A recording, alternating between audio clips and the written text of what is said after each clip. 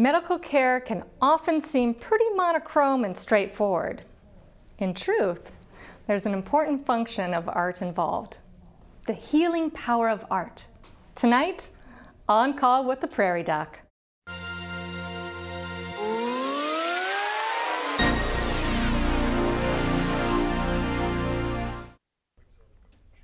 Good evening and welcome to On Call with Prairie Doc.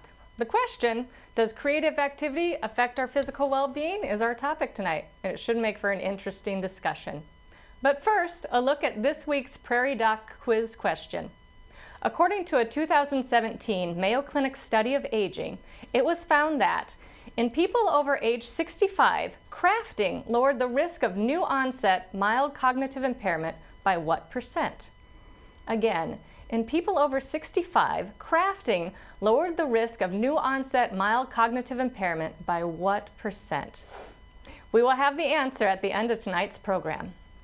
Joining us tonight in the studio is Dr. Tina Melanson, an author and nephrologist with Prairie Lakes Health System in Watertown, South Dakota. And joining us remotely from Charlotte, North Carolina is Dr. Kimmery Martin with Atrium Health. She is also an author, so welcome. Thank you for having me. Yes, I'm so glad to have both of you ladies here. So, Dr. Martin, we'll start with you. Tell us a little bit about your background and your writing and how being a doctor and an author have kind of joined forces. Yeah, thank you, Jill. I feel incredibly lucky to have had two really great career passions in my life. And one obviously is the practice of medicine, but the other is writing novels, which I sort of fell into by accident about 5 years ago. I have always been a huge reader and decided to try to do the thing that has given me so much joy throughout my life. And I wrote a book, and it's kind of a long story from there. But in my day job, I am an emergency medicine doctor. Excellent. So, and I hear you have ties to South Dakota as well, which is always a good thing that we like on the show.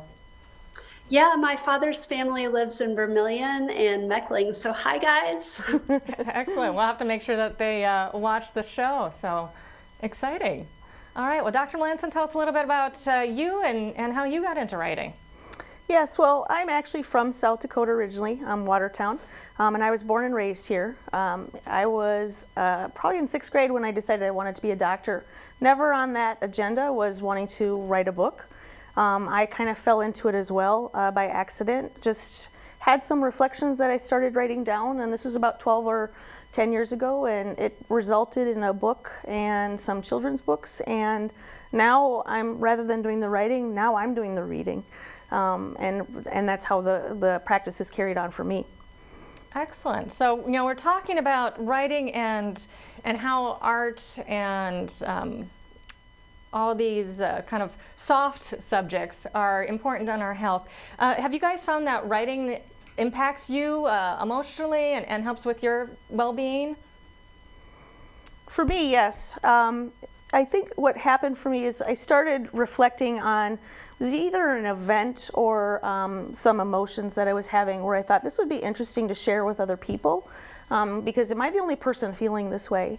And I didn't want to write an autobiography. It just started as a fictional series or a book about being a woman in the field of medicine, and it took off from there. And for me at the time, I think it really helped me express some of the frustrations I was having, and also relieve some stress at the same time. Yeah, definitely. So good. Anything to add on that, Dr. Martin? Yeah, I mean, I think that there's kind of an interesting overlap between medicine and literature. And, you know, one of my colleagues once said something that stuck with me about it, which is that doctors have this immense privilege, a blessing really, of being able to see human life from our first breaths to our last. And, you know, that's a whole lot of human drama and a million stories. You know, every single physician can tell you stories that have had a huge impact on them. So I think there is this natural connection between the practice that we do and being able to relate that in some way through fiction or literature or nonfiction. Yes, definitely. And I think journaling is a very good thing that I always encourage my patients to do to help work through their feelings and work through their emotions. One thing I always tell my teenagers that are dealing with the average teenage angst is, I said, look at Taylor Swift. Every time she breaks up with a boyfriend, she writes a new song, she makes $1 million, she channels that heartache, that sadness, that all those big feelings into something productive, into creating art. So I'm like, if you write poetry, write poetry. If you journal. Even if no one else sees it, even if you rip it up and tear it out, there's something very powerful about getting all of those emotions and feelings out of your head and onto the paper. And that physically writing, that connecting both sides of the creative side of the brain and then kind of that analytic side of the brain is really a powerful tool for healing. And I think that's important for people to know what to do kind of when you're trying to deal with all of these emotions, especially with COVID. We've got a lot of big emotions going on, and how do we unload all of those things that we're feeling, especially when we don't have our outlets of talking to a friend or sitting down with someone and having coffee like you normally would when you're dealing with this. So how can we use our art to connect? And I think that's an important thing to think about. It is. I think this is a very lonely time for a lot of people. And I think it's very important for people to share those experiences with each other. A lot of people, even when I've learned as a kidney specialist, patients who have chronic diseases, they feel very alone.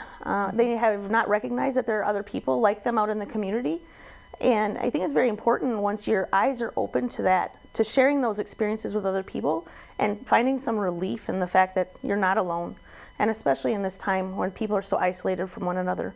Share a story, write it down, start a blog, send an email. Exactly. I think that's really great with all of that. And then there's all these communities that are being built, virtually through, Facebook or other communities where you can get in touch with other people who do the same things that you do. And I think that's another good, that's how I met Dr. Martin, was through a shared, community group for writers. So I think that's important that we use these resources available that technology has given us to connect with like-minded people. Exactly. So we're really lucky. Just imagine if we had been living through COVID in the 1980s, we wouldn't have food delivery and online groceries, and we wouldn't have these friendships that we have. I mean, I think it's so cool that you and I have gotten to connect from thousands of miles apart. Mm-hmm. Yes, I think that's wonderful. So, have you guys found any important things that you talk about with your patient? I know emergency medicine, you're not seeing the same patients again and again, but at least you, Dr. Melanson, with your kidney dialysis patient, what do they do when they're sitting in dialysis for 3 hours? I mean, do they knit or sew or? We actually created an environment up there for them to do anything that they can do that's safe in the unit while being connected to the machine. Some people choose to rest. That's the only time that they get the opportunity to do that, if they've got caregiver burdens at home. We have plenty of patients who knit or sew. Sometimes it's just watching movies on television, crossword puzzles, word games, and plenty of people read. There's no question. I do have a cluster of patients, not necessarily in dialysis, that do journal, and I find that very helpful. Even if it's just journaling about what you did today and how did you feel after your dialysis treatment today versus on Monday, and what was the difference, and how can we apply that so that you feel good every day. I think it's very critical for people to realize that they have the power to control some of their care during a time when they feel like things are out of control. Yeah, and I think that is important, that idea that you have control of something that you have control over that you can move forward with. And art is a very primal way of controlling your environment. Exactly. So, excellent. So, and do you see any importance in having art in the hospital? I mean, having art in exam rooms, having art in the hallways. I know our hospital, when they remodeled, they spent a lot of money on pictures, and I think that's a great thing. Have you guys noticed a difference in environments, going from hospital to hospital? I mean, I've been in hundreds of different hospitals, and each one of them kind of has its own different feel based on how it's decorated and the environment it fills at. Do you feel that there's things you've seen with the environment and how that affects how people are feeling and their health? Yeah, I do. This might be giving my age away a little bit, but during the course of my career, I think hospitals have gone from being very utilitarian to actually kind of fostering a more holistic sense of the patient as a person, and art definitely contributes to that. Absolutely. I think removing the clinical sterile feeling of the situation that they're in, and I imagine with Dr. Martin as well, you're seeing patients not necessarily at their best because you're in the emergency room. People are scared, their families are scared, and there's something soothing about being in an environment that's not so toxic and sterile. Mm-hmm.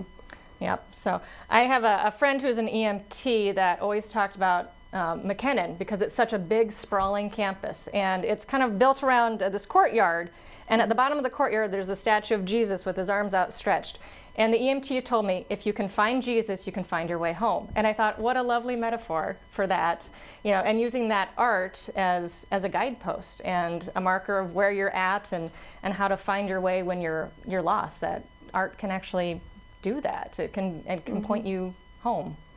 Exactly. It could be something that connects all of us together and kind of brings down the equality for everybody. Yes, excellent. So we'll talk a little bit about training students and learning with art and drama.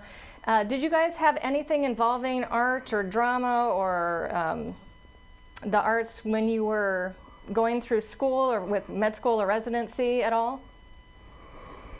I hate to date myself as well, but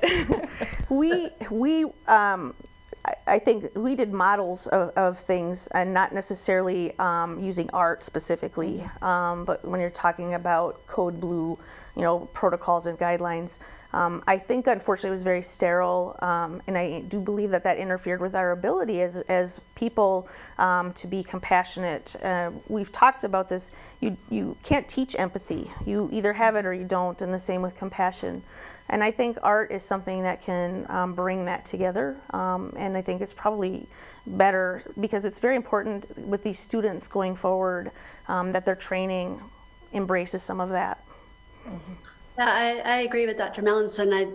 We did not have that sort of training when I was in medical school, and now I give a number of talks at medical schools and nursing schools and panels around the country. And they're actually getting such a different kind of training than I did.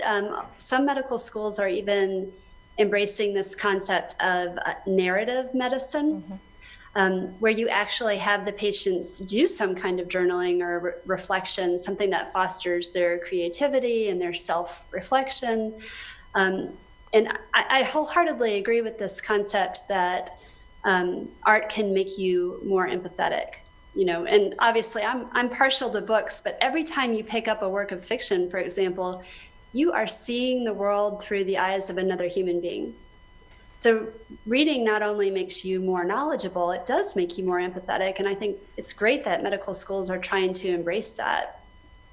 Yes, I think there has been a big shift in how we're training our med students, and I think for the better, because we are trying to bring out those skills about how you treat people, how you empathize, how you understand that it's not just drill in all the facts that you can memorize, it's how do you interact with a patient, how do you sit by someone who's dying, how do you talk to a family and tell them, I'm sorry, we're doing everything we can, but things aren't getting better, and what are our goals here, how do we go forward in a way that is humane and acknowledges someone's dignity and celebrates their life and eliminates suffering as much as possible. So, that is a very good thing. And I know in med school, they started a little bit with my class with that, where we would have actors come in and actually pretend to be family members and pretend to be a patient and then critique us on how we spoke to them and said,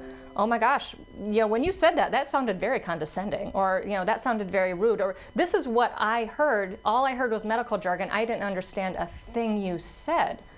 So, it was very easy for us to get in our little med school bubble where we didn't understand how the rest of the world talked anymore, because we only talked to doctors and other med students, and we didn't remember what it was like to be a civilian, and some of the humanity was kind of beat out of you when you're just busy studying, cramming all this information in your head as much as possible, and you forget that BUN and creatinine level is actually someone's grandmother, someone's mother, someone who's very important and the most important person in someone else's life, and not just a lab value or the dialysis patient in bed 14. Exactly. Yeah. I think Dr. Martin makes a very good point. I don't recall how many times I would say to my colleagues, they just can't teach this in medical school. But the bottom line is we need to do better. And there's got to be a way to do it. And that sort of narrative teaching, I think, is a very good way to accomplish that. The feedback that you get from the actor on that part. Because as you mentioned, we are trained, that part of medical training in med school is so intense that you lose the touchy-feely side of medicine. And that's what most of us were drawn into in the first place. We wanted that touchy-feely side. We wanted that connection with patients. And then we kind of got sidetracked with the science. Right. So, and communication is an art in and of itself, right? True. Think of all the conversations you've had with patients where you missed some verbal cue or some nonverbal cue, and therefore missed some really important element of their history.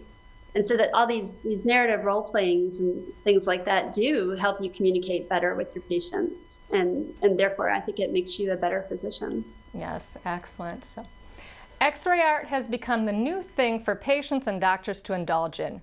Prairie Doc reporter Tori Burnt spoke with Dr. Susan Somerton, who is at first just wanted to make an alphabet out of X-rays, and then it turned into something bigger. So just to take the leap from having had that poster and then collecting the letters, how I actually started making the art officially was one of the radiology organizations called the Radiologic Society of North America several years ago had a contest for radiologists. It was their 100th anniversary of the meeting, and they asked for radiologists to take part in a contest of submitting one of three categories: your most interesting X-ray case, your most unusual case, or a piece of radiology art. So that made me stop and think maybe I had all the letters of the alphabet, because I had not yet made my poster. I'd been collecting letters and such for about 15 to 20 years. So I looked at my collection that I'd kept in a teaching file, like hidden on a computer, and for the first time in that moment, pulled it together to see what I had, and I had all the letters of the alphabet. So for that contest, I decided to make my first piece of radiology alphabet art, and I spelled out their slogan, RSNA 100, A Century of Transforming Medicine. And I submitted it, and I didn't win by popular vote, but that organization, the RSNA, chose it for honorable mention, and it was displayed in Chicago in a big Centennial Pavilion. So what was amazing to me is my first piece of art using these images was acknowledged in an international meeting. So once I did that, people I knew started asking if I could write their name or make pieces for their children or make pieces for teachers. I learned the demand for this art was instantly there without even putting it out there more officially. So once that started happening and more people saw it, I started making my own pieces that I felt inspired to make. And then because of the interest, I started bringing it out there to medical shows and art shows, and would also share it with patients, but basically anybody who saw it interestingly connected right away to it, because all of the art comes from inside of our bodies and we all have the same anatomy. So like if I bend my elbow, you'll see the letter L on it. And if you bend your elbow on an X-ray, you'll see the letter L in you. So instantly everybody was connecting. With patients, what I found is when I have the art in the area, it's an interesting conversation piece. With children, it kind of draws them in, and I've learned that it helps alleviate some fear of imaging studies, because we're all afraid in some ways to have that X-ray or CAT scan. What's it going to show? What are my insides? It's kind of a forbidden space. And so if I can kind of bring it out there and show people, this isn't scary. This is nothing to be afraid of. And it's actually kind of pretty. And it's miraculous that our bodies look like they do and that we all have the same one. And I can actually make art from the hidden parts of people's bodies.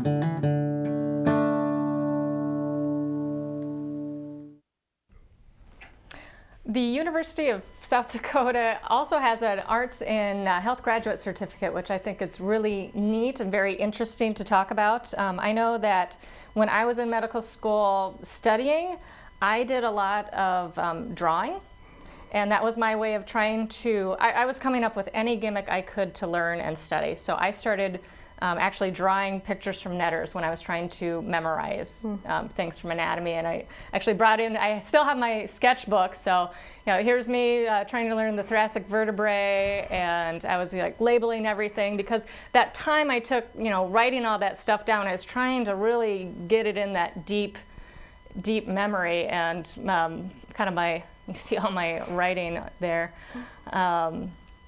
Actually, I had a nickname from some of the med students. They called me the artist. I'm like, I'm not an artist. Why are you calling me an artist? But that was just the way that made sense for me to try to learn all this stuff. And I know Netters makes a coloring book, but had I known that, I would have just bought their coloring book and not drawn into my sketchbook. But that stuff is still there, and very, it was a way to learn to, rather than just trying to hit rote memorization with med school.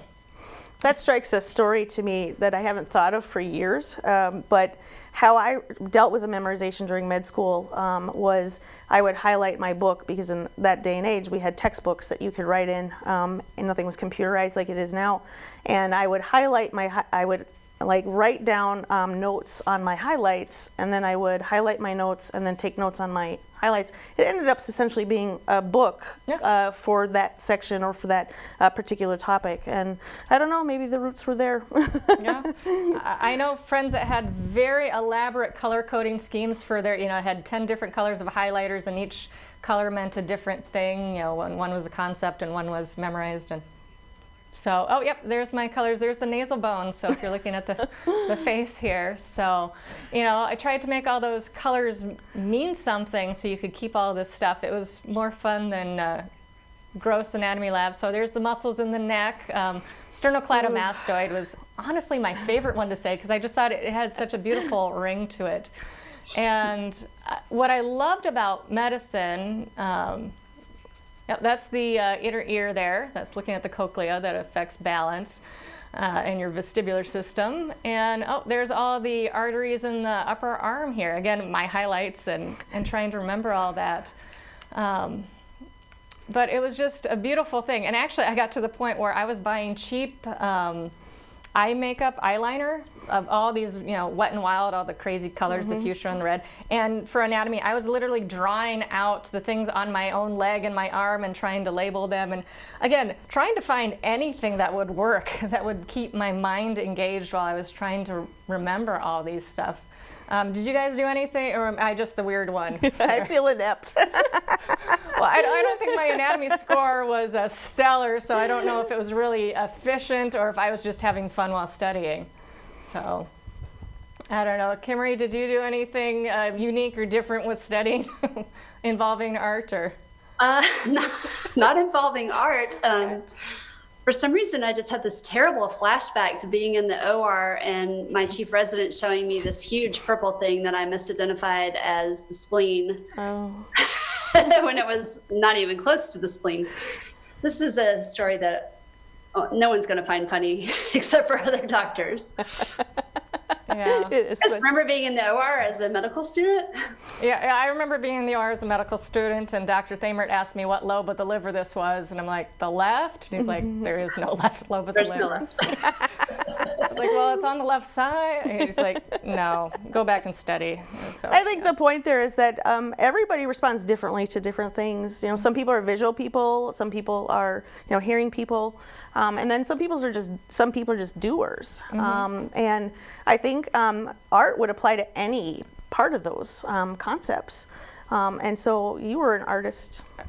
at that point as well. Didn't even realize it. Didn't even realize it. That whole tactile, way of getting for learning. So again, I would say probably one of my biggest regrets on the art front is that I didn't take notes during medical school about my own experiences. I wish I had kept a journal. I did keep one during residency, and it turned out to be invaluable later, not only for my writing fiction, but just crystallizing those memories. You think you will remember things forever, and you so don't. Did you guys journal at all during residency? I did not, and it is a big regret of mine as well. Reason being is that I have a couple of children right now who are one who's actively applying and one who's looking forward to med school, and I'm basing my recommendations and advice for them based on what I can remember and what affected me at the time. But if I would have been good about journaling, there might have been something that would have been very critically important that I'm forgetting, that I took for granted, but maybe that would have affected them in a different way. I think people don't understand or appreciate the importance of what may be mundane day to day for you is not for me, and is very important, even as far as finding hope on a day-to-day basis for people who have chronic, illnesses and such, to realize that somebody else is in the same boat as me, and I'm not alone. Yeah. So I did a lot of journaling during medical school. Residency, I didn't have time to journal. But one thing that I have tried with my children is there's a journaling technique called 3 Good Things. So it's literally a bullet journal. You write down 3 good things that happened that day, and that's it. So you're ending your day with gratitude. It helps. There have been studies on this, and it shows people sleep better, their stress levels better, cortisol levels go down, just by writing 3 good things and having that expression of gratitude. And with my kids, it's we had to turn it into 4 good things because my daughter is very sneaky. And she always would say, right now is a good thing. Well, yes, it is a good thing that we're connecting and we're talking, but you're cheating. You can't say right now every day for a week. Tell me, 3 other things that happened that were good today. And it was just interesting. I connected with my children more than I ever thought, because what's important to them, what I thought would be important and big things to them that day weren't. And the little things that brought them joy. It was just amazing. And my daughter is really good now at drawing pictures, and she's 9. And she'll write letters to me, and she's loving practicing her cursive, and she's drawing things. And my office is covered in her artwork, and I love it because she is expressing that, and that trying to get them in that mindset of gratitude has been very helpful for dealing with stress, anxiety, depression, just dealing with everything that's going on right now. So I think I think journaling is wonderful, and that is a big part of the arts. Exactly. We have a 9-year-old as well, and we do that at the dinner table, discuss something good that happened in our day. And you're right, because sometimes you find yourself reflecting on something and realizing that it was good when at the time you didn't appreciate it. And I love hearing the stuff that they come up with. For instance, today, this is not necessarily something we talked about at dinner, but my 9-year-old thought that I was going to be on a show tonight called On Call with the Prairie Dog. Right. We had a very confusing conversation in which she was like, well, how are you going to talk to it? And I was like, over the computer. She's like, but how will you know what it's saying? So to me, that was a really good thing that happened today. Okay. All right. We may have to change the name of the show. I'm liking the Prairie Dog. That sounds very very intriguing. funny, actually. I think also these are tough times, and it's a very positive attitude to. Let's talk about 3 good things. Let's find we can find 3 good things no matter what happened to me today. Today is the worst day. Everything went wrong, starting from I forgot to put my coffee cup underneath the Keurig. And it's very easy to be negative at times like this. And I think journaling and having conversations like this, and then escaping by reading books to kind of help us get through these very, very difficult times. And I think people don't understand and appreciate necessarily that the answer to your problems can be right in front of you, and sometimes that's hard to see. Mm-hmm. Yeah, I knew my husband truly loved me when we had been married for a year. I was on an ICU rotation. It was really hard. I came home exhausted, and there in the living room was a piano. And I broke down crying, and I'm like, you got me a piano? Because I've been talking about how much I missed playing. I started taking piano lessons when I was in second grade, all the way through senior year of high school. And that was a really important way for me to decompress, deal with stress, and I missed that. I missed that art. And obviously my parents were not going to ship me out to their piano for me to have out in Wisconsin. So he went out and he bought a digital piano, so it wasn't, a big real one, but what our budget could afford as a resident, and still have it to this day. And I love watching my children playing on that. And that music is something that, again, transports people back. And I think about it every time I go to the nursing home. I have some patients who in the past would be the organist or the pianist for their church. And they'll go out to the day room and they'll play.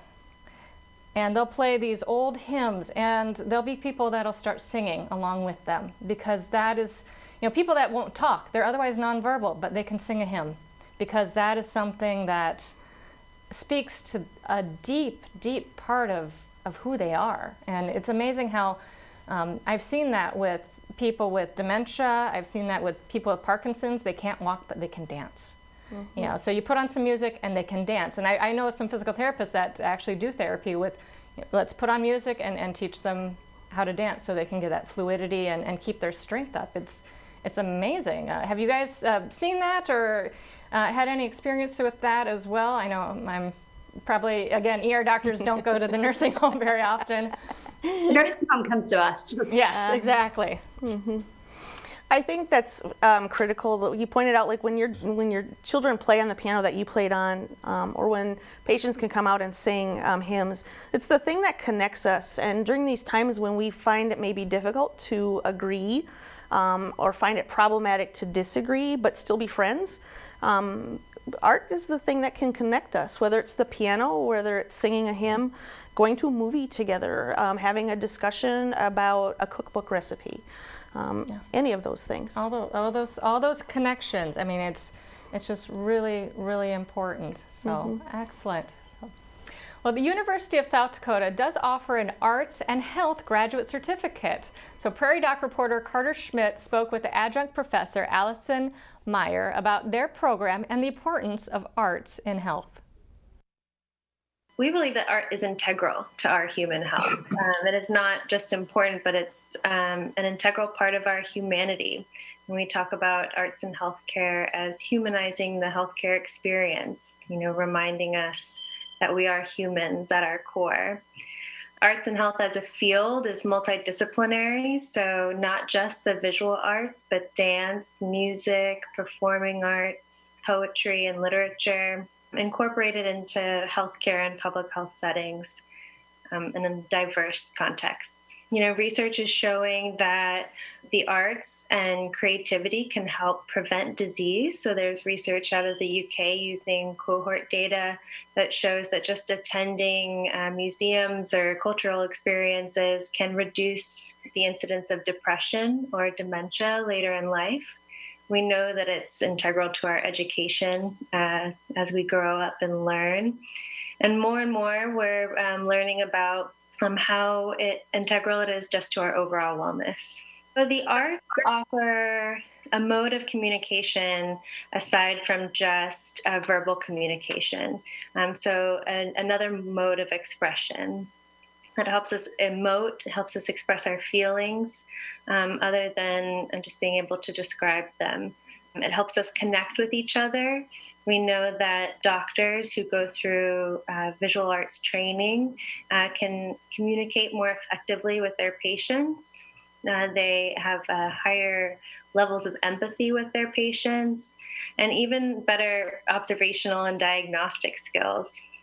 And it can calm patients down. So when we think about music in emergency settings, calming music for children, different visual art displays for children can help calm them as they wait and as they're receiving treatment. It can reduce the incidence of needing pain and anti-anxiety medication. We know the arts are so valuable to our human experience. And they're really valuable within the healthcare context, both for medical professionals, patients, their families, and the communities that surround our healthcare facilities. I would just encourage anyone who's interested at USD to look deeper into these courses, because it really offers a chance to get to know people across different disciplines and to really broaden your horizons and open your eyes to a kind of interdisciplinary creativity.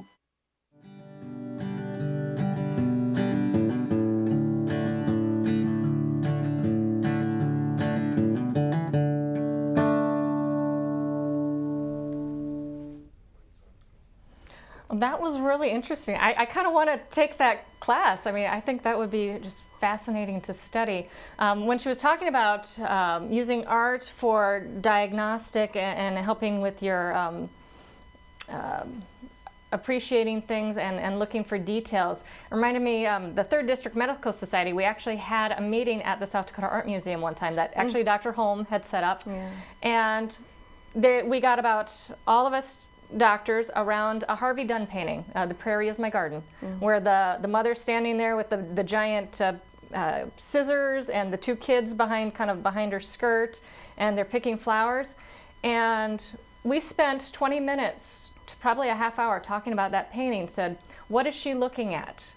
Where is she at? What's going on? Tell me about the weather. You know, is she concerned? Why is she concerned? Where is her husband? You know, what's going on with the children? Is she trying to keep them? So we had this beautiful dialogue trying to write the story behind what's going on in this painting by looking for little clues. And like, okay, look how she's gripping that scissors. You know, there's tension in her hand. She's obviously nervous about something. The boy's kind of hiding behind her skirt, clutching it. What is he scared of? The girl seems completely oblivious and is happy picking flowers. You know, is she trying to keep them calm? You know, how far away are they from the house? So it was a really neat looking into trying to pick up those little details. Again, with seeing a patient in the ER, I know a lot of times, you know, if you have someone that's been in an accident that can't talk to you or tell you what's going on, I mean, you've got to look for those nonverbal cues, or even in a person that you're talking. Sometimes, I know, nonverbal, you know, the raise of an eyebrow, the glance down, you know, fumbling with a watch, it can tell you more than what they did say. Sometimes it's what they don't. So, exactly. I mean, how have you used kind of observation, you know, for those kind of Sherlock Holmes, looking for those clues with art and medicine here in the ER?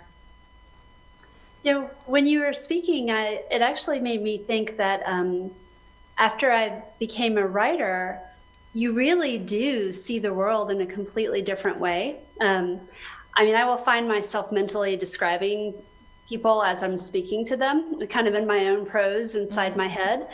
But that does make you more aware. You know, the next time you're with someone, try it. You know, try using adjectives to describe their cues, the way their face looks. Their psychological demeanor, the vibes they're giving off, the expression on their face. And when you force yourself to articulate that in words, even inside your mind, I think you get a deeper understanding of what the other person is actually saying to you. So I would say in that sense that my writing career improved my medical career, or at least it improved my ability to communicate and to understand. Mm-hmm. Yeah, and to diagnose and then to put that in the chart so other people will catch up. The next person that sees this patient will catch up on these subtle clues that will tell you what's going on. Because, you know, it's been a lot of my mentors trained to listen to the patient, really listen to them. They will tell you what the problem is. They will tell you what they're worried about, and those are the things you need to address. And you need to, sometimes, no one's going to say, I'm afraid of X, Y, Z, you know. Sometimes you have to go digging for it and ask those questions. And if you're not a keen observer, that's something I try really hard to teach my medical students, is to ask those questions and to look for those concerns, the pause, the hesitance, when to ask that follow-up question and ask for more. That's often true in the emergency department. People don't straight up tell you why they're there. And so it's not until you get into a little bit of a conversation that you pick up on what it is they actually want you to know. Yeah, one of you mentioned Sherlock Holmes. I have always said that being a doctor or being a care provider in medicine is like being a detective. Somebody presents with a problem, or it's not a crime, but it's something that needs to be solved. There's a certain amount of clues that you need to be observant about. You're listening to the patient, what they're telling you. You're doing the physical exam, gaining information, which leads you to the investigation of the diagnostic testing, and then ultimately, you solve the problem and take care of the situation. And so I think observation. I think people who are attuned to art probably have maybe better levels of observation for the nonverbal, and as you said, paying attention to the details. Yeah, definitely. Excellent. Well, I would be remiss if I did not comment on your gorgeous cover art, Kimmery. I love, especially Queen of Hearts. I think that the heart covered with the flowers is absolutely gorgeous. I mean, it just draws your eye to that book. So your whoever helped pick out that cover was spot on, because it makes me want to grab it off a bookshelf and just read it. Time to tell you a really fast story about the cover? Please do. So the first book, The Queen of Hearts, the main character is a cardiologist. And they did do a fantastic job with the cover imagery. They asked me what I wanted, and I said I wanted an anatomic drawing of a heart. And my publisher was worried that putting a naked heart on the cover would gross people out. So they covered it in these gorgeous flowers. The artist told me it was a mixture of celebratory and funereal flowers to illustrate the circle of life in a medical practice. There's some birds and bees in there, the background colors like scrubs. And it turned out to be a really successful book cover. It was on a ton of magazines. It got a lot of best of cover awards. And so they told me they wanted to continue the usage of the cover art to reflect the medical specialty of the protagonist of the book. And I said, okay, but my next book is about a urologist, right? So I was like, that's going to be a lot of flowers. So I was really curious to see what they would come up with for the second book, and they did a beautiful job with that one too. Yeah. Well, do you want to tell our readers a little bit more about the books? We're talking about the importance of reading and using that for escape, so they might be interested in picking up a Girl with South Dakota Ties book. Yeah, so the universal advice that is given to all writers is write what you know. And so there was really no question in my mind that I would write medical fiction. That's what I've spent my life doing. That's been my career, my interest, my passion. So my first novel was about the friendship between a cardiologist and a trauma surgeon, and this big secret that one of them was keeping from the other. The second book was about also a friendship between a urologist and a family medicine doctor, one of whom was unjustly fired. And my third novel, which is coming out in 2021 in the fall, very ironically, is about a group of female physicians during a brand new worldwide viral pandemic. And I started writing it in 2018, 2019. And so when COVID happened, I had a meeting with my publisher, and we had to decide whether or not to go forward with the novel. Because by this point, of course, everyone on Earth had experienced living through a pandemic. And I initially meant the book to be a cautionary, this could really happen tale. So we did decide to go forward with the book. The main character is an infectious disease doctor, and the publisher is sort of pitching it as a cross between Sophie's Choice and The Hot Zone.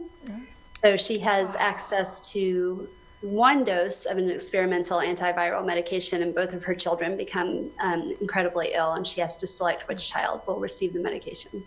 Oh, now you're making me want to read it. I can't wait until that comes out. I want to know what your thoughts are on your fourth book, because I want to know what's coming ahead for us, please.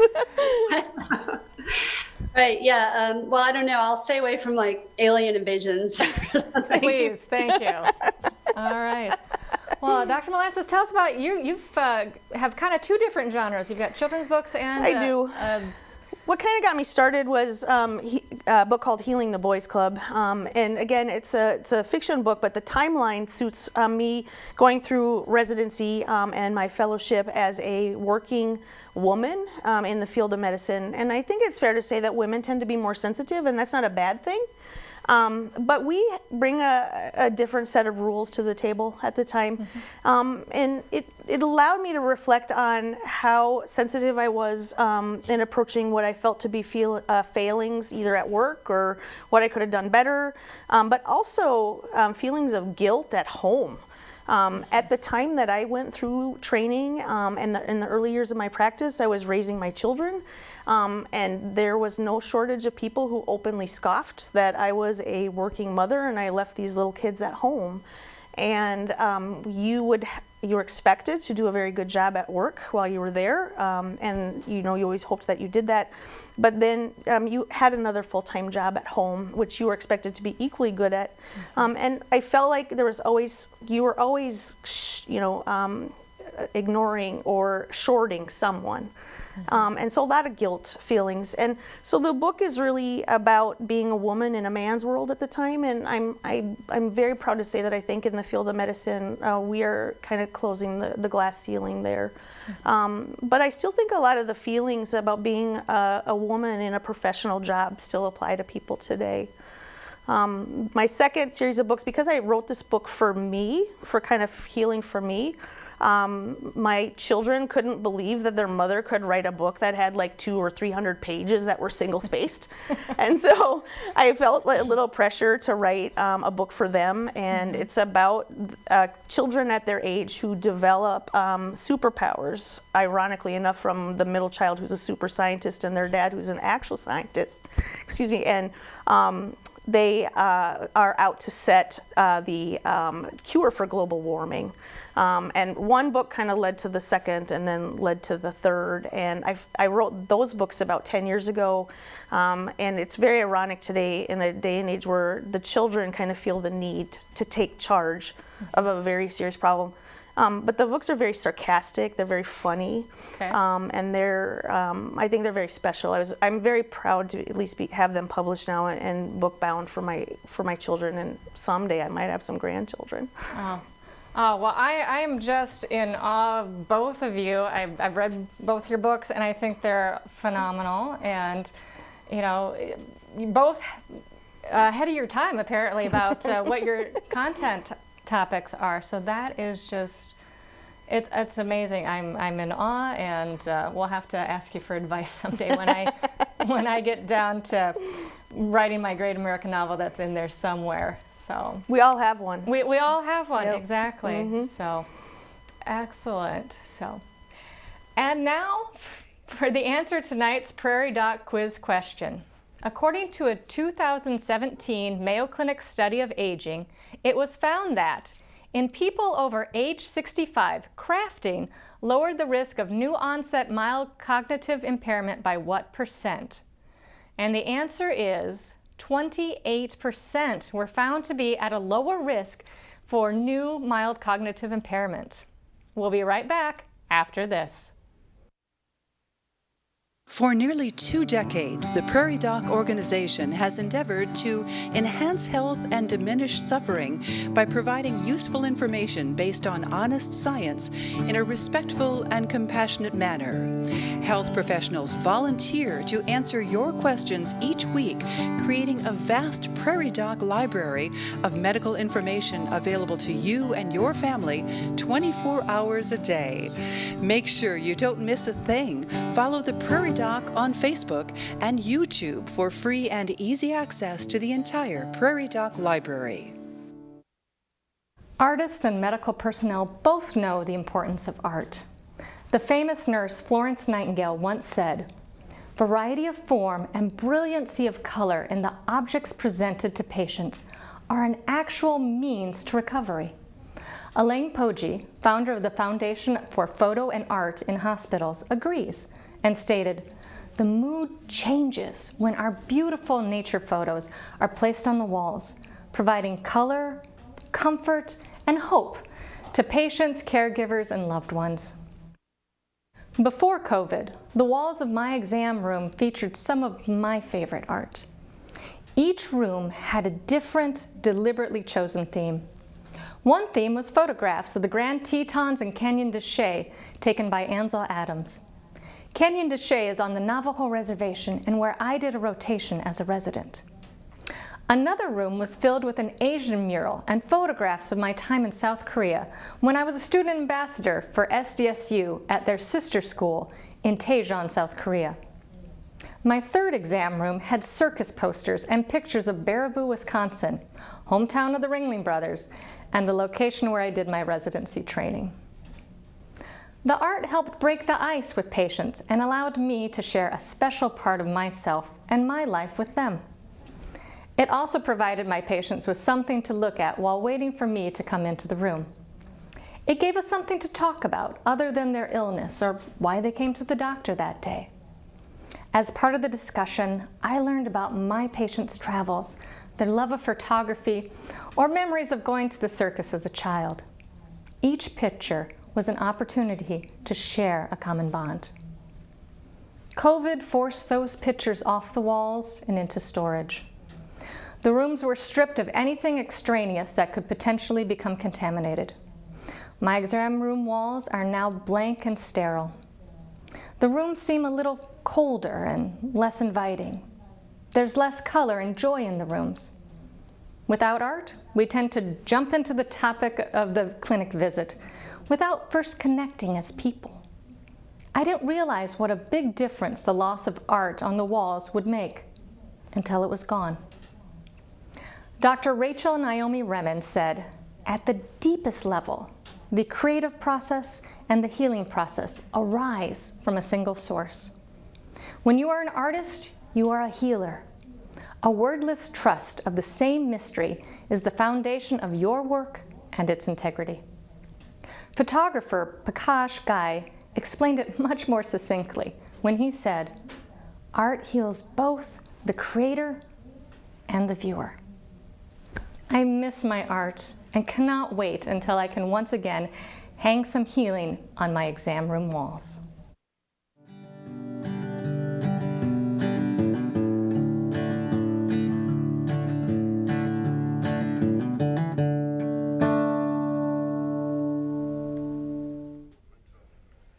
A big thank you to our guests tonight, Dr. Tina Melanson and Dr. Kimmery Martin. Thank you so much, both of you, for sharing your time and your expertise so we can discuss the art of medicine and art in medicine. It's really not that clear-cut, hard science and art. It's really a juxtaposition of both, and it's lovely to hear your stories, both your fiction and your experiences, to tell us about what's been going on. So, if you would like more information about this program or to see and hear more episodes of this program, please like and follow us on Facebook and YouTube, or follow us at prairiedoc.org. And be sure to look for the podcast of this program, Prairie Doc On Call, wherever you get your podcast. That does it for tonight. From all of us here at On Call with the Prairie Doc. Until next time, stay healthy out there, people. Useful, science-based health information delivered in a respectful and compassionate manner. This is what we all receive from the Prairie Docs. Hello, my name is Dave Heinck, and I serve on the board of the Healing Words Foundation. Our organization works to build financial support for Prairie Doc programs. We thank our 4 Prairie Docs and the many health providers who volunteer their time to answer our health questions. However, significant funding is required to produce and distribute video, radio, and print programs throughout the region. Your donations can help us continue the Prairie Doc legacy. On behalf of the Healing Words Foundation Board, please join us in our mission. Go to prairiedoc.org and click the donate button today.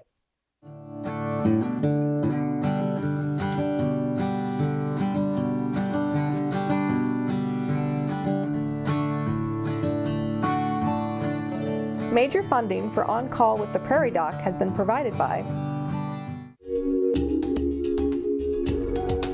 Avera is a proud sponsor of On Call with the Prairie Doc on South Dakota Public Broadcasting. Larson Manufacturing is proud to support On Call with the Prairie Doc as it continues to open doors for important medical information. And with the ongoing support of these individuals and institutions, Brookings Health System, Ophthalmology Limited, South Dakota Academy of Family Physicians, Avera Heart Hospital, Fishback Financial Corporation, South Dakota Foundation for Medical Care, Dakota Allergy and Asthma, Vance Thompson Vision, Black Hills Medical Society, Brookings Madison Flandreau District Medical Society, Sioux Falls District Medical Society, Yankton District Medical Society, Aberdeen District Medical Society, Urology Specialists, Orthopedic Institute, Physicians Care Sanford Clinic Community Service Committee, Lake Ponset Sailing Academy, Aberdeen Asthma and Allergy, Dakota Bank, South Dakota American College of Physicians, and Swiftel Communications.